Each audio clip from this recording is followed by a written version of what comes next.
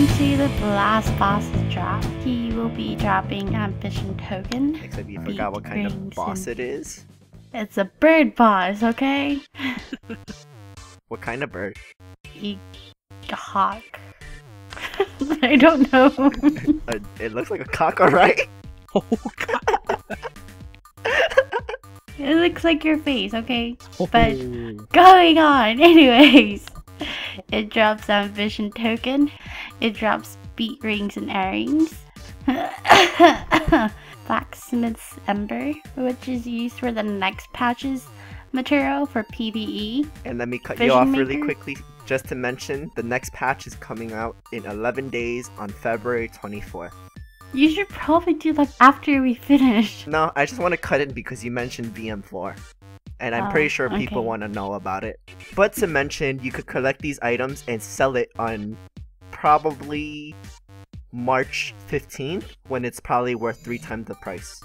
Continuing, the last boss drops Crystal Box, Design Etching 3, and Design Entire Quick Carve Grounding Brooch, Design Scroll of Savagery 7. You didn't know what number that is. That's 1. And I like the that design go like scroll 7. Like she's half committed, but half questioned. Can you guys just let me finish? This is too funny, we're not allowed to let you finish. Oh my god. It drops Scroll of Carving 7 and a very rare chance of dropping Discovery Weapon. It also drops Imperial Space Shards and Imperial Plate Fragments. I don't think you need to mention what it's used for now. Yeah, I'm pretty sure you guys know what it's used for now. It's used for the new ambit. And I don't know how to pronounce this next part, but it drops a plume which is used for the next patch's PvE Vision Maker. Nimistrix. Nimistrix. Nimistrix. And a Nature Tune treasure box. It also has a chance of dropping a Song Necklace, which is for aggro, DPS, or healing, and Tier 5 Feastock and Alcahaz. And lastly, Titan's Ease and Ember. Okay, thank you Ame for going through the long list of 7 scrolls. Doopy-doopy-doo. But going on, as soon as you go into the 3rd boss area, you'll notice 3 crystals right in front of you. There is a lot of rumors about these 3 crystals, and I don't follow the myths, but I mean, you know, you could follow them if you want. It could help, it could not. But basically what people say is if you use the 3 crystals to help you fight the boss, your drop rate will be lowered, but if you don't use them, your drop rate will be higher. On the other hand, these 3 crystals, they have special powers. They'll summon warrior soldiers that will help you. The first crystal is known as the Shielding Crystal. This crystal will give you a tank. The second crystal is known as the Divine Crystal, which will give you a healer. And the third crystal is a Arcane Crystal, which will give you a sorcerer. So, the most useful ones I would think is the tank and the healer if you don't have a healer. And the tank can help you hold aggro sometimes for increased DPS, for a faster run. Moving on, once you break the 2 preferred crystals, you don't get to use all 3, you get to only use 2 of them if you do decide to use them, or you could just walk right past it and not use any of them at all. Now earlier for the first 2 bosses, you saw an invisible bird phase which spawned and flies in the air and attacks somebody randomly. This is the invisible bird boss, but this time it's not invisible, it's an actual physical, apparently, cock to Ame. When you walk toward it, the bird's first mechanic is a normal attack. It's a beak attack, it'll peck forward. So, simple. You just want to move to the back or move to the side and dodge or iframe, do whatever you can to not get hit from the front. Just take note that any of these moves that hit you can do a sufficient amount of damage, so you do not want to be hit by it. Onto the second mechanic, it's a circular AoE. The bird will fly into the air and move in a 360 degrees AoE circle and shoot beams down. Each hit from each of the beams will probably do around 20 to 35% of your health.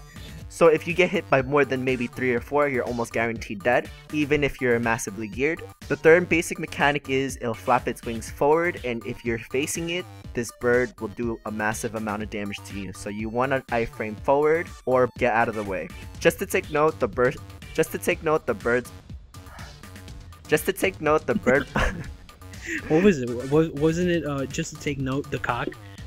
Yes, G, the cock. But just to take note, the third boss is... Oh god, G, fuck you!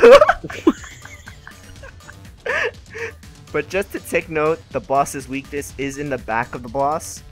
The fourth major mechanic is a message will pop up and it'll say dive and the specific person's name. Whoever's name it says, just like the first two mechanics from the first two bosses, the bird will fly into the air and whoever's name is said, it will target you. And in order to dodge it, you just gotta iframe right before it hits you. Or if you are a character like a Slayer where you have an attack like Backstab where you could teleport to the back of the bird, or if you're a sorcerer that can teleport away, you can use those at a last second resort to teleport away as well. The fifth mechanic is a message will pop up and say something about nature's energy. Bird will stand still. Don't stun the boss right away. Wait like 3 seconds and you'll see the boss start swaying back and forth. When he sways, use your stun skills and stun the boss.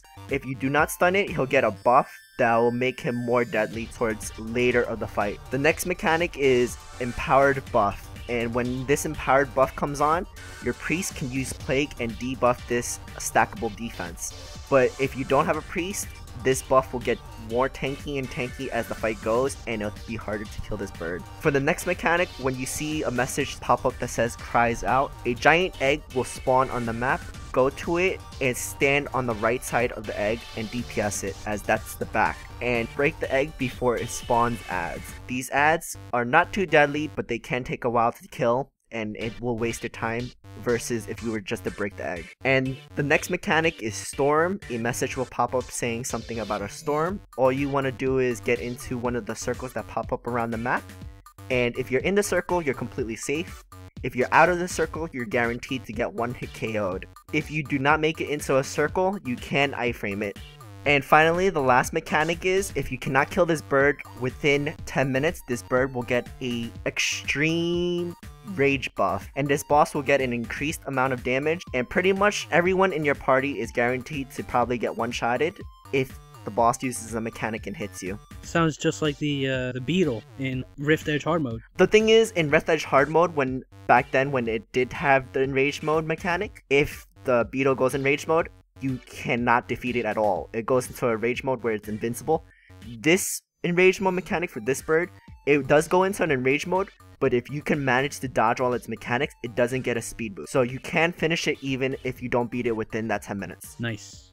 And there you go, guys. That's how to beat Ravenous Gorge. If you guys like this video, like the video, thumbs up. Like, comment, and subscribe. Or else.